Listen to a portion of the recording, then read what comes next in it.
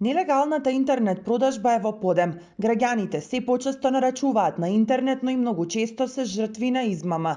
Од Охридскиот чаршиски еснав велат ваквата ситуација негативно влијае врз нивните бизниси.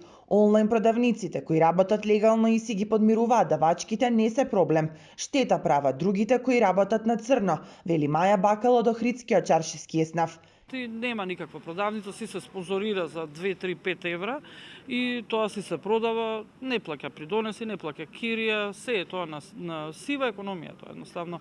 И сето тоа се одразува врз нас, затоа што ние треба да платам придонеси, треба да платам данок, кири, вработени, апсолутно да. Тоа се непрофесионални продавачи на интернет, тоа се деца 20 годишни, отвараат, знаат како да го работат интернетот, знаат како да привлечат муштери и знаат како повозрасна група на граѓани се најизлажани.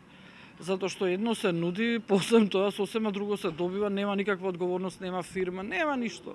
За овој проблем од Чаршискиот еснав испратиле и допис до владата и до други надлежни институции, но фидбек досега за жал не добиле.